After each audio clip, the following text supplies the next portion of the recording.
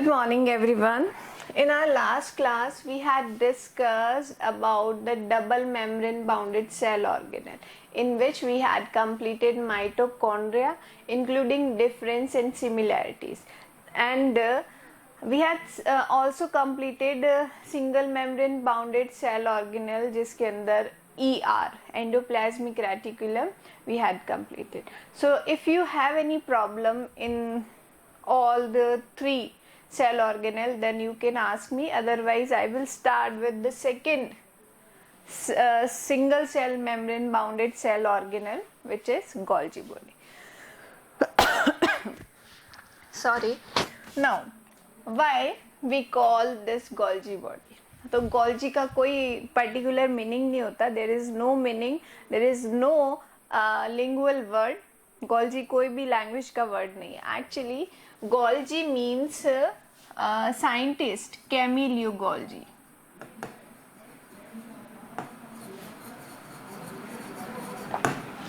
He discovered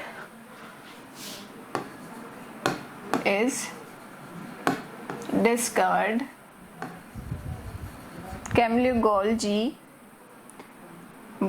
discovered, actually not is, Golgi apparatus. Golgi apparatus को discover करने वाले Camillo Golgi scientist थे, इनकी वजह से जो नाम रखा गया वो रखा गया गोल्जी बॉडी. नाउ देखो, ये जो ER होता है एंड ये गोल्जी apparatus होता है या गोल्जी बॉडी जो भी हम बोलते हैं, ये दोनों मिलके एंडोमेम्ब्रेनल सिस्टम को बनाते हैं.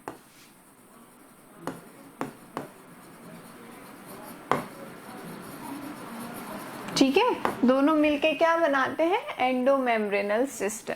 नाउ एंडोमेम्ब्रेनल सिस्टम के बाद एक तो पहला पॉइंट ये, दूसरा पॉइंट क्या है कि गोल्जी बॉडी, जी भी लिख रही हूं मैं यहाँ पे, means Golgi body is developed or we can say produced by Golgi body. किससे प्रोड्यूस्ड हुई, किससे डेवलप्ड हुई? ER से ही डेवलप्ड हुई. ER ही अपने थ्रू गोल्जी बॉडी को बनाती. अब हम गोल्जी बॉडी का स्ट्रक्चर देख लेते हैं. What is the structure of Golgi body?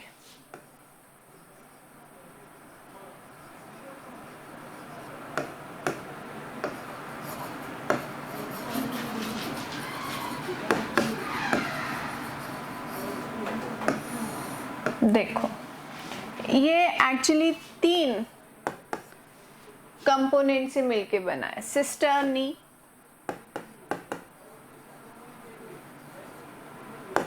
Second है टिब्यूल्स और थर्ड है वेसिकल्स. ठीक है, 3 चीजों से, 3 कंपोनेंट से मिलके बना है. और we can say Golgi body is compound structure, that's why we called apparatus, Golgi apparatus. It is made up of 3 components, cisternae, tubules and vesicle. Now I am going to draw the structure of Golgi body. You can see the structure. See, देखो, cisternae जो होती है complete एक बड़ा सा component होता है जो थोड़ा सा C शेप का स्ट्रक्चर आपको नजर आ रहा है. ये क्या है? मेम्ब्रेनल सिस्टम ही है. ठीक है, this is the membranal system. ये सारी क्या है? सिस्टर्नी. ये जो फेज होती है ये कॉनकेव फेज है और ये कौन सी फेज है? Convex phase. तो सिस्टर्नी के अंदर 2 टाइप की फेज प्रेजेंट होती है, cis and trans phase, concave और कॉन्वेक्स फेज. ये नहीं भी याद रखो तो भी कोई बात नहीं, इसलिए मैंने ज़्यादा बताया नहीं, अपने सिलेबस की है नहीं. Then longitudinal membranes like this. ये जो मेम्ब्रेन्स है इन्हें हम क्या बोलेंगे? टिब्यूल्स. ये तो थी सिस्टर्नी. ये क्या है? टिब्यूल्स. these are tubules. ये क्या है? tubules. Then small components, छोटे छोटे components होते हैं जिन्हें हम वेसिकल्स कहते हैं. These are vesicles. ये है वेसिकल. तो ये गोल्जी बॉडी का एपरेटस का स्ट्रक्चर होता है. इजी है ना? कोई प्रॉब्लम है इसके स्ट्रक्चर में? No ma'am. ठीक है. तो ये गोल्जी बॉडी इतना स्ट्रक्चर होता है. अब देखो ये इसका जो फंक्शन है ना वो थोड़ा सा डिफरेंट होता है. Functions of Golgi body endoplasmic reticulum से थोड़े से डिफरेंट होते हैं इसके फंक्शन. पहला फंक्शन है कि ये क्या करता है? सरफेस एरिया प्रोवाइड करता है. जो भी ये एरिया है इसके ऊपर, ये देखो ये एरिया इसके ऊपर क्या हो सकता है? कोई भी साइटोलॉजिकल फिजियोलॉजिकल प्रोसेसेस हो सकते हैं. तो फर्स्ट फंक्शन हम लिखेंगे, it provides surface area for biological processes.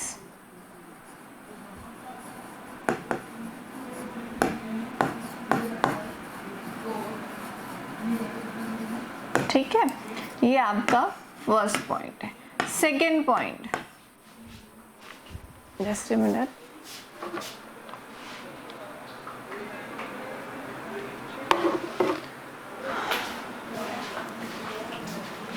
Second point इसका है कि it helps in packaging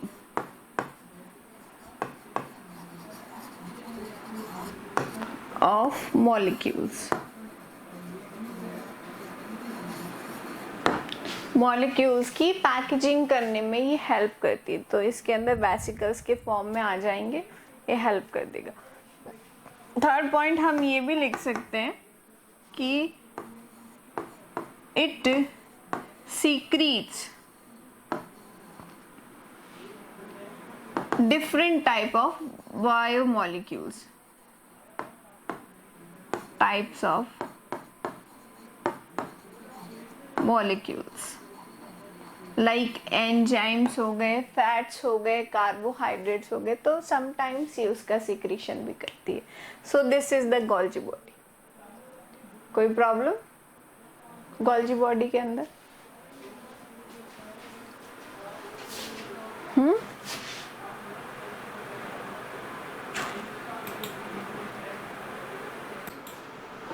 okay. Then next cell organelle. Single membrane bounded जो सेल ऑर्गेनेल हमारे सिलेबस के अंदर है वो एक तो है लाइसोसोम. ठीक है, लाइसोसोम क्या है? It is a vesicle like structure.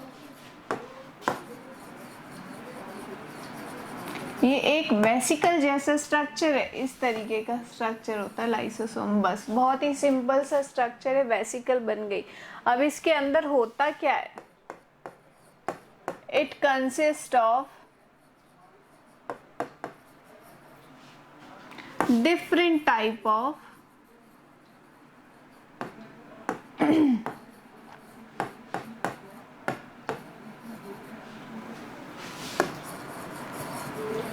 lysozymatic enzymes.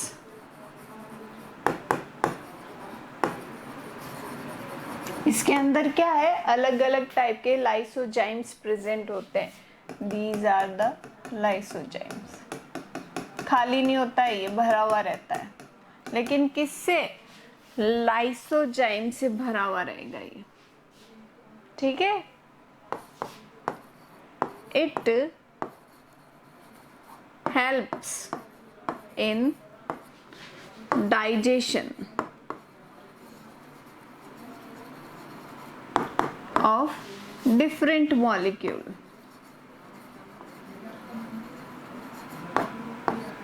अलग अलग मॉलिक्यूल्स का ये डाइजेशन कर देता है क्योंकि इसके अंदर लाइसोजाइम्स प्रेजेंट होते हैं. It is also known as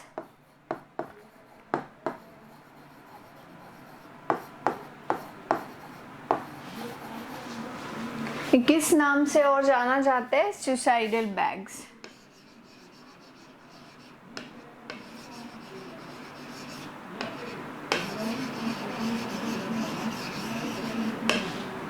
suicidal bag के नाम से भी जाना जाता है. क्यों जाना जाता है?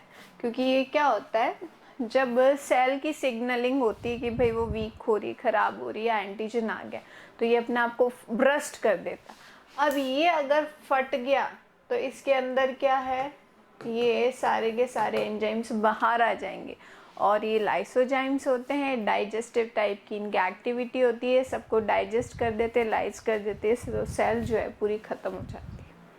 तो इसलिए इनको क्या बोला जाता है? Suicidal bags. क्या बोला जाता है? Suicidal bags of cell. Cell के सुसाइडल बैग के नाम से भी जाना जाता है. फंक्शन लिखवाई दिए, बस इतना सा आपको लाइसोजाइम के बारे में ध्यान में रखना. Now vacuole.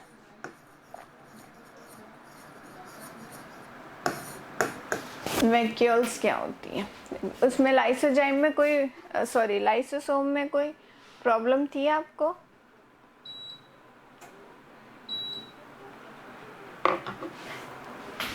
नहीं थी तो देखिए फिर vacuoles. Vacuole, it is found in only in plant cell. सिर्फ और सिर्फ प्लांट सेल्स के अंदर प्रेजेंट होती है vacuoles. It is also vesicle like structure.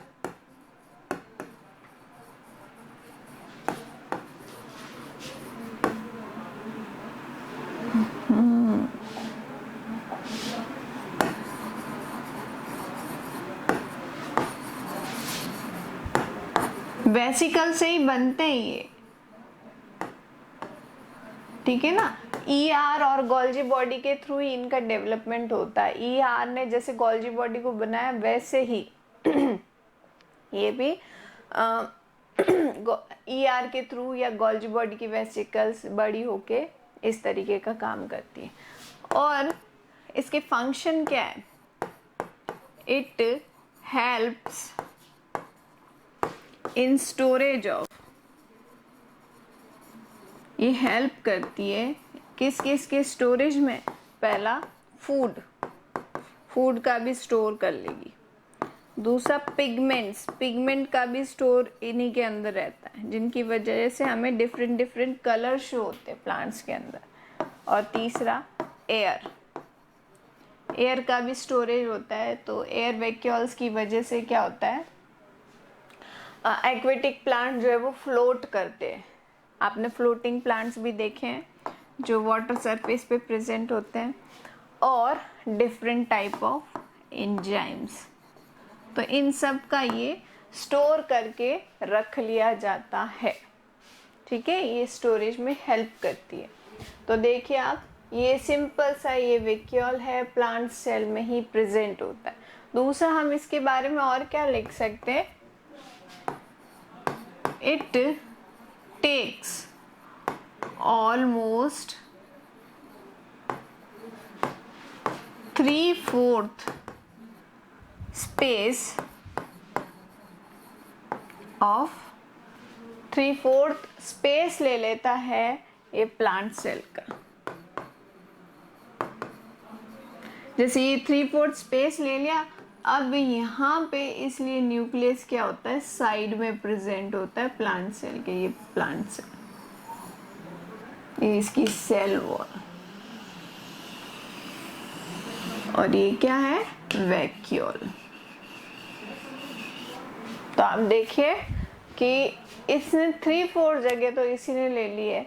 इसकी वजह से न्यूक्लियस क्या है, स्लाइटली, आपको स्लाइटली तो नहीं कह सकते हम, साइड में ही प्रेजेंट होता है ड्यू टू वैक्यूल. और वैक्यूल के फंक्शन है, टाइप्स हमें पढ़ने नहीं है, हमारे हायर क्लासेस की बात है वो, तो देख लो. क्लियर?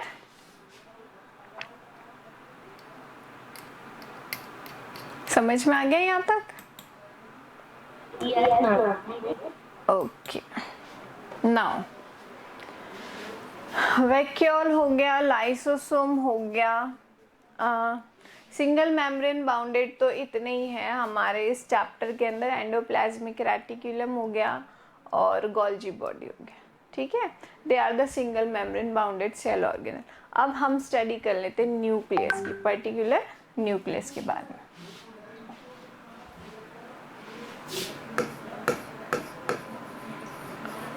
तो देखो न्यूक्लियस की डिस्कवरी किसने की थी?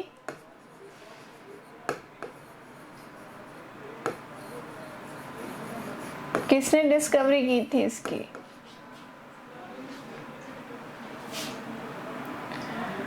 रॉबर्ट हुक या ब्राउन ने?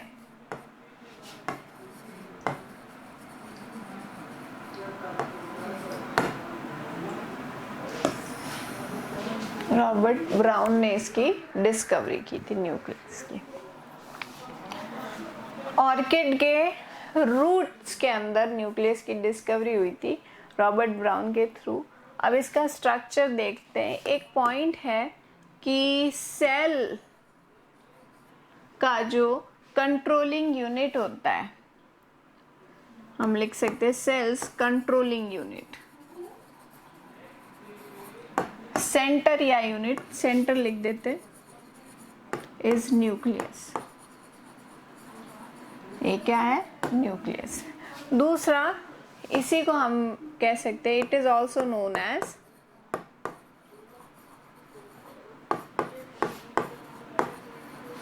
Brain of cell.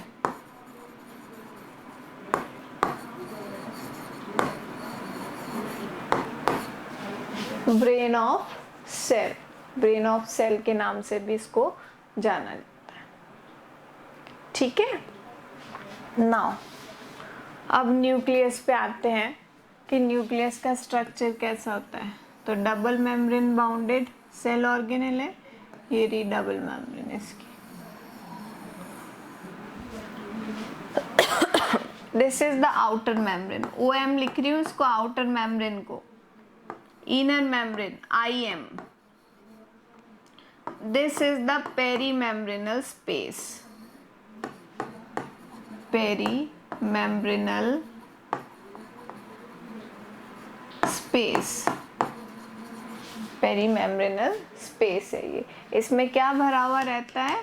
फ्लूइड भरा हुआ रहता है, जो न्यूक्लियस को आपस में चिपकने से बचाता है।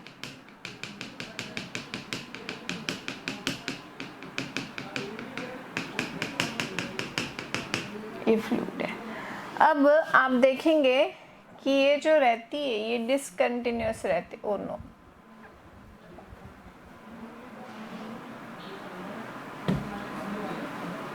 ये आपको डिसकंटिन्यूअस नजर आएंगी क्योंकि यहाँ पे क्या है, न्यूक्लियस पोर प्रेजेंट होते हैं इस तरीके से।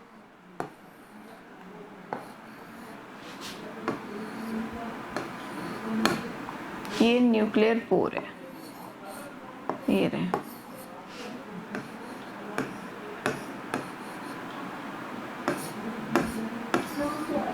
जो किस में हेल्प करते हैं? ट्रांसपोर्टेशन के अंदर। यहाँ से कुछ भी बाहर आ सकता है, कुछ भी अंदर जा सकता है, जो रिक्वायरमेंट होती है उसके अकॉर्डिंग। तो ये हेल्प करते हैं ट्रांसपोर्टेशन के अंदर। Then it is the nucleoplasm. अब ये अंदर जो भी हम बना रहे हैं ये क्या है? Nucleoplasm.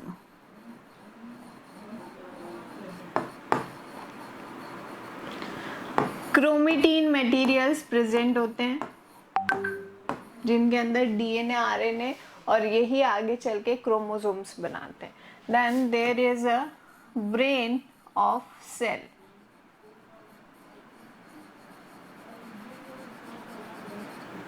Sorry brain of nucleus, जिसे हम बोलते हैं न्यूक्लियोलस, न्यूक्लियोलस, ठीक है। न्यूक्लियस के अंदर न्यूक्लियोलस प्रेजेंट होता है जो क्या बनाता है? राइबोसोम्स बनाता है। तो ये न्यूक्लियस है आपका, देख लो, कोई प्रॉब्लम है तो पूछ लो, कहीं भी नहीं समझ में आया तो पूछ लो।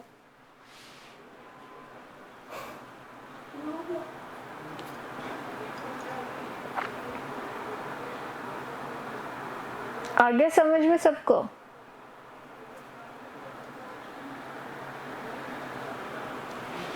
चलो दैट्स गुड, समझ में आ गया। तो अब मेरे को फंक्शंस बताओ। चलो समझ में आ गया, तो फंक्शंस क्या है न्यूक्लियस के?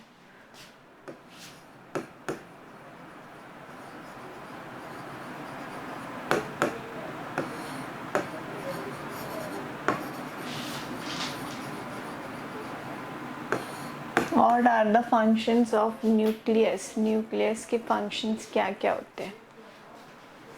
फर्स्ट फंक्शन क्या है? It is a controlling unit of cell.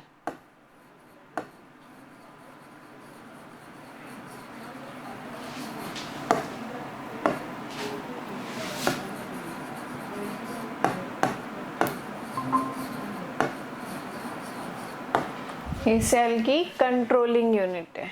Second function, दूसरा फंक्शन क्या है?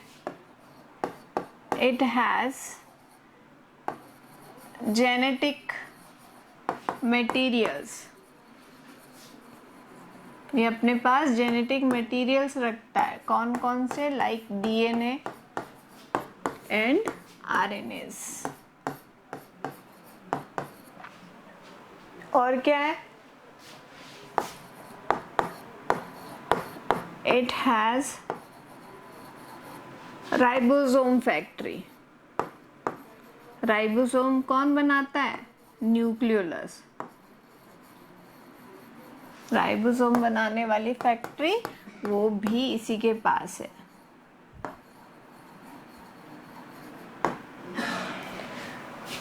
ठीक है, ये फंक्शन हो गए न्यूक्लियस के। और कोई फंक्शन याद आ रहा है आपको न्यूक्लियस का? न्यूक्लियस जो है वो क्या फंक्शन करेगा, क्या काम करेगा? बच्चों तुम आंसर देते नहीं हो कि क्या पढ़ते नहीं हो, मेरे को समझ में नहीं आता। और अब फिर मेरे को किसी ने मैसेज किया कि भाई क्या है, तो फिर देख लेना।